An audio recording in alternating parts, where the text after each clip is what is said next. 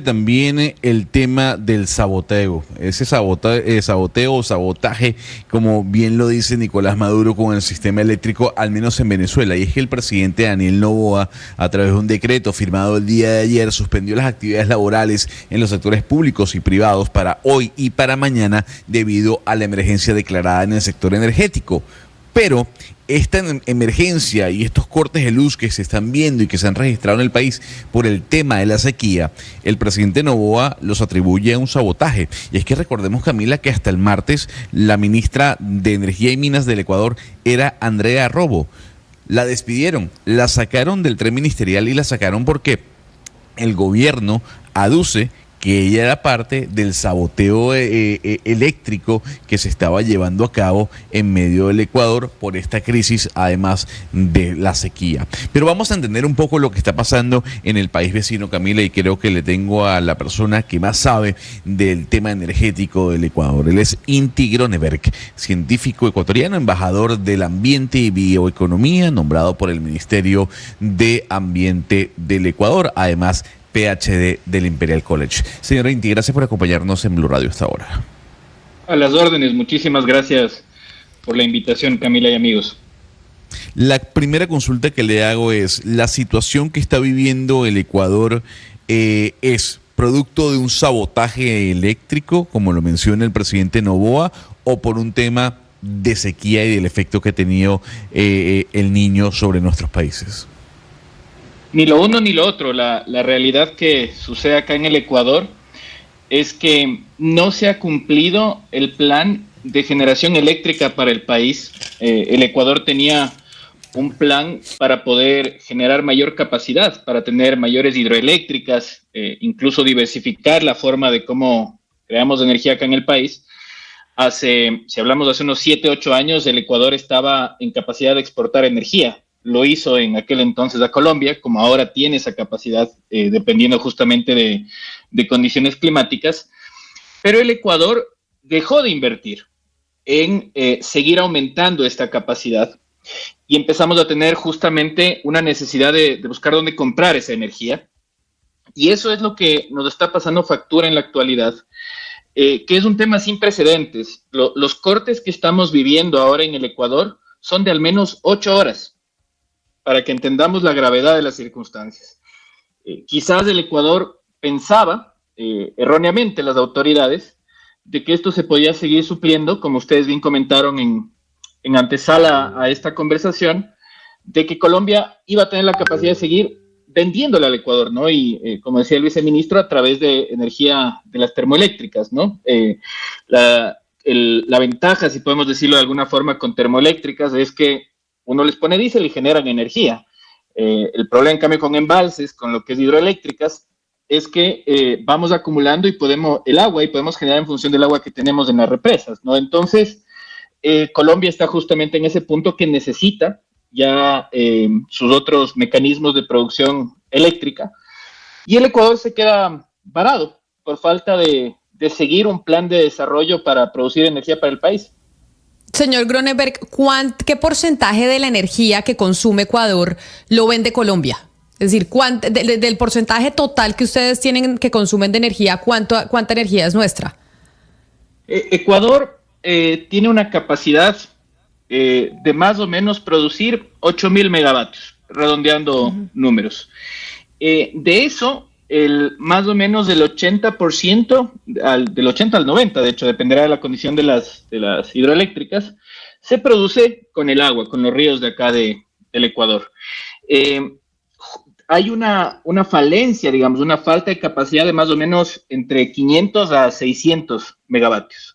Y esa falta de capacidad que se tiene en la actualidad, que de hecho ahora están hablando ya de 1,000 en los últimos estudios, es lo que estaba proveyendo Colombia a través de la venta, sobre todo de la producción de las termoeléctricas de Colombia, dicho de paso, a valores bastante altos. El costo por kilovatio bastante alto, onerosos los valores que tenía que pagar el gobierno ecuatoriano y por ende el pueblo ecuatoriano, producto de no tener justamente esa capacidad local propia.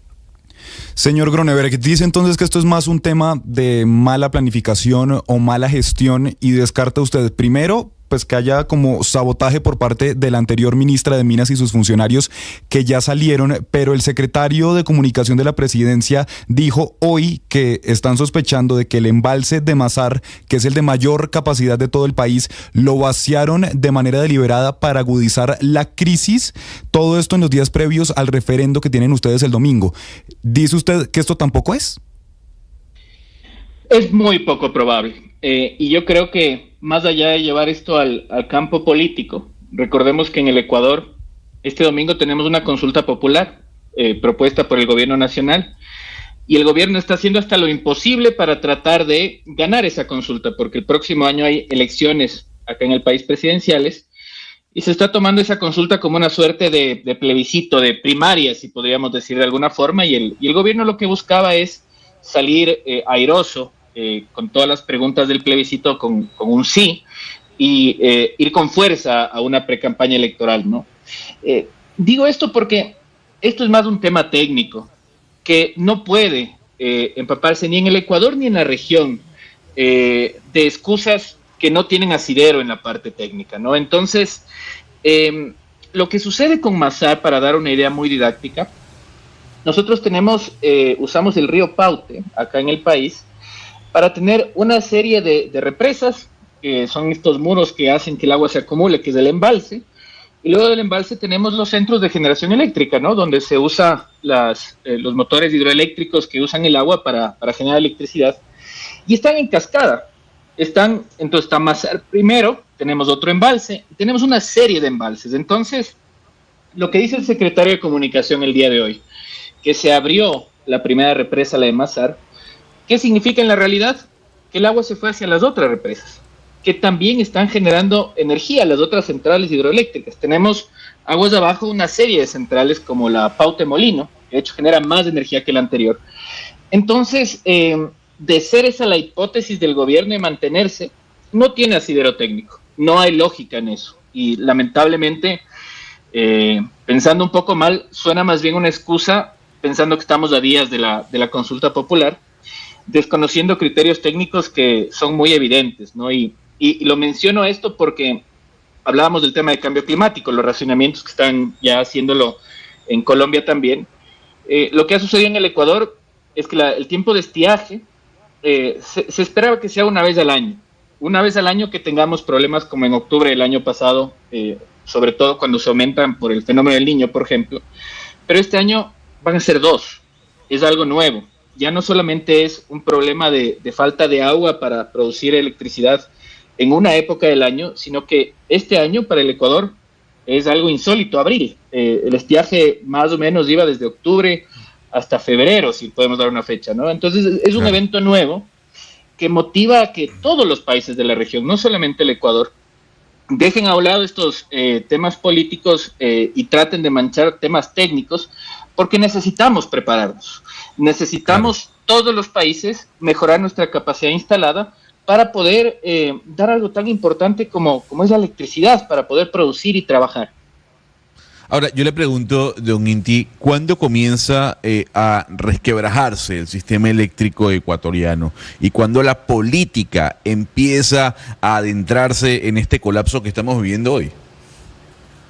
Yo creo que esto viene de un odio político que se da en el cambio de gobierno de Rafael Correa, del expresidente Correa, con su sucesor que venía del mismo partido, que es Lenín Moreno, que lamentablemente, sin juzgar si es que fueron buenos o malos gobiernos, algo que es evidente, es que el gobierno de Moreno tuvo una visión de reinventarse la rueda, si lo podemos poner de alguna forma, de no seguir los planes que se venían desarrollando en el país, y se empieza a dar una lógica de cambio a todo proceso técnico, a tal punto que incluso, para que veamos los extremismos, ¿no? En lugar de seguir con las inversiones públicas para lo que es la generación hidroeléctrica, se trató de hacer un cambio radical hacia la generación desde las empresas privadas.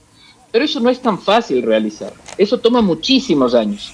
Y en ese conflicto de cambio, a la final no lograron generar ningún tipo de generación eléctrica, ni siquiera ni la pública ni la privada. Entonces, se dejó de actuar en función del plan de desarrollo de generación eléctrica del país. Y eso se continuó en el gobierno anterior, en el gobierno del presidente Lasso, quien, dicho sea de paso, al final de su gobierno, justo por la época de octubre que ustedes bien mencionaban, que tuvimos ya un problema de apagones, que eran de 3 horas al día máximo, ahora estamos hablando de al menos 8 horas. Deja un plan para que el país pueda producir 600 megas adicionales. Ese plan llega el nuevo gobierno, el gobierno de Noboa, lo hace a un lado, se paran esos procesos de licitación y ya no tenemos plan. Así de sencillo, no hubo un cambio, lo pararon y no hicieron ninguna alternativa para el país.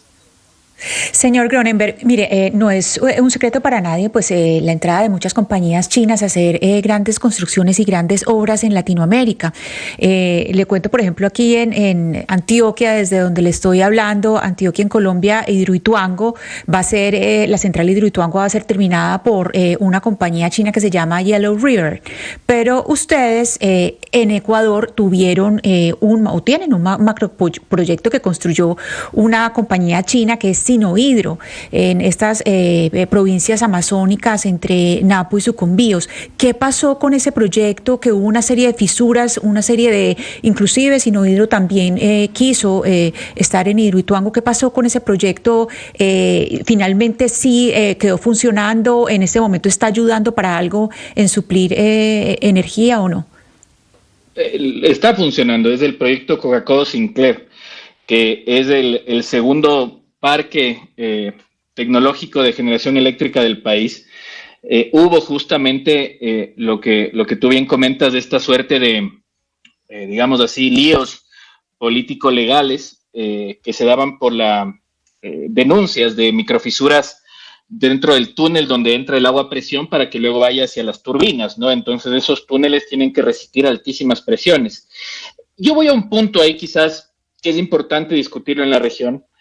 Creo que en el momento que estamos viviendo a nivel internacional, no debemos satanizar acuerdos de transferencia tecnológica hacia nuestra región, vengan de donde vengan.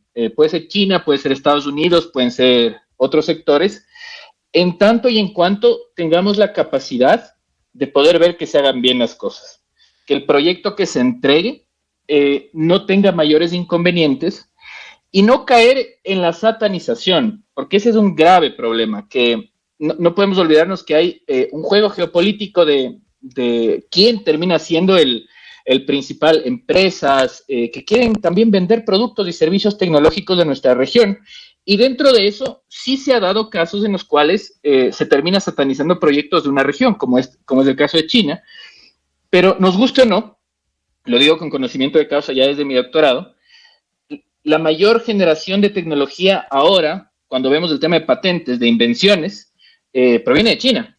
China está avanzando muy rápido, entonces la región no puede darse el lujo de simplemente decidir, me voy por un lado y trato de opacar cualquier proyecto del otro lado. Han habido errores, sin duda, en este tipo de proyectos, errores que tendrán que ser judicializados de ser el caso, pero eso no quiere decir que satanicemos ese tipo de proyectos de transferencia tecnológica. La región necesita transferencia tecnológica.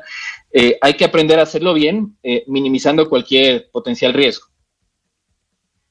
Pues, pues sí, qué cosa tan complicada la que estamos viviendo, y por esa razón pues queríamos hablar con usted, solidarizarnos con Ecuador, pero que sepan que aquí también estamos pues en una situación delicada con el tema energético y sobre todo con el tema del agua, por lo menos en Bogotá, que es lo que nos está pasando. Por eso, don Inti Gronenberg, mil gracias por atendernos y por habernos explicado de manera tan pedagógica todo el asunto energético, no solo que vive el Ecuador, sino también que vive el continente. Mil gracias y feliz día.